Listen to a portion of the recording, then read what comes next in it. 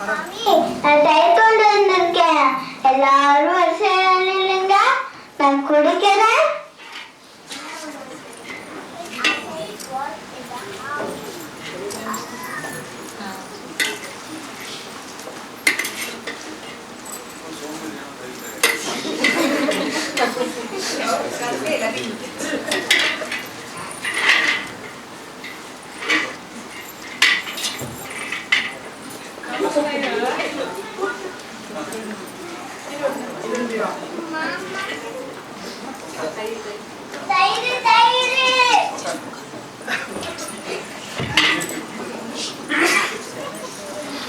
சாமி, இன்னைக்கு சொன்ன கதை கேட்க ரொம்ப நல்லா இருந்தது.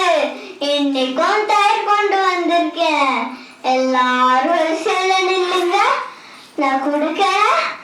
பொறுங்க பொறுங்க, ஒன்னும் அவசரம் இல்ல. எல்லாருக்கும் தயிர் இருக்கு, கண்டிப்பா கொடுக்கிறேன். சரியா?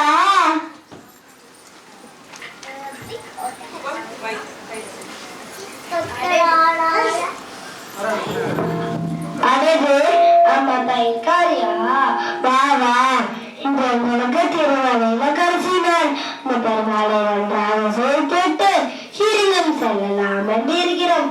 எல்லோரும் அந்த தயிரை கேட்க வந்துவிட்டார்கள். எல்லோருக்கும் கொடு. அப்படியா சாமி? அப்படியே ஆகட்டவங்க.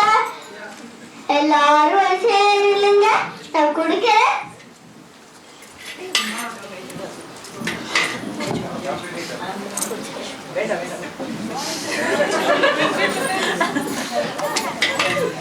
அம்மா, உன் தயிர் மிகவும் ருசியாக இருந்தது. கோகுலத்தில் கண்ணன் இந்த ருசியான தயிரை அம்மா, உன் தயிர் மிகவும் ருசியாக இருந்தது. கோகுலத்தில் கண்ணன் இந்த ருசியான தயிரை விட்டு வழங்க இஷ்டம் இல்லாமல் தான் எப்போதும் யசோதையை சொல்லி சொல்லி வந்தான் என்று நான் நினைக்கிறேன். சரியம்மா, இப்ப நாம் ஊரை விட்டு கிளம்புகிறோம். அரங்கன் எங்களை அழைக்கிறான். இந்த பெருமாளை எப்போதும் மனதில் வைத்து கொண்டு அரங்கனை நோக்கி செல்லுகிறோம். அம்மா, தன்னாளங்கள் தயிர் கொடுத்தாயே, அதுக்கு பணம் பெற்றுக்கொள்ளம்மா. சாமி சாமி, எனக்கு பணம் ஒன்றும் வேணாம் சாமி, எனக்கு வேற குடிக்க சாமி. என்ன, உனக்கு பணம் வேணாமா? என்னம்மா வேணும்? சாமி, எனக்கு அந்த பெருமாள் கிட்ட போகணும். அதுக்கு எனக்கு வழிய சொல்லுங்க சாமி. அடையடே, பரவாயில்லையே. ஆனா தயிர் வைப்பதற்கெல்லாம் பெருமாள் இன்னும் போக முடியுமாமா? அதுக்கு பெருமாளை நினைத்து கொண்டே இருக்க வேண்டும் இல்லையா? என்ன சாமி இப்படி சொல்லிட்டீங்க?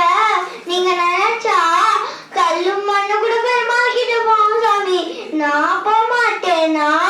நீங்க எவ்வளவு பெரிய அடியாரங்க. நானே உனக்கு தயிர் கொடுத்திருக்கேன்.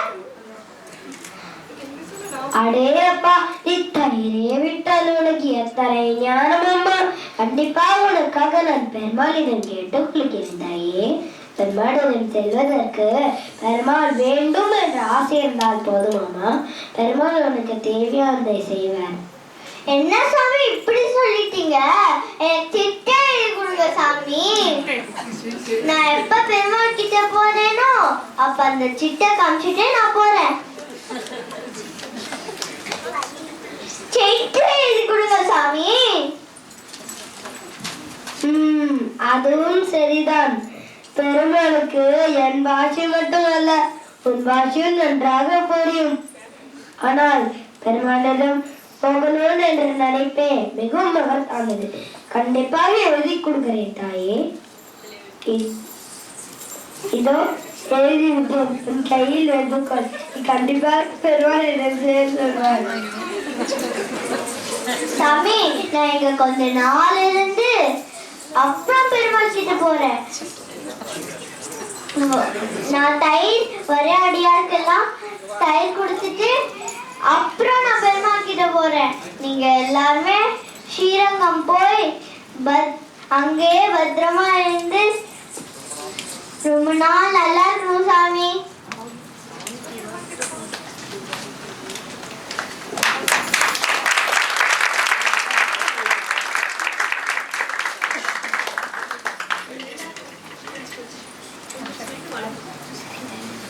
வணக்கம்.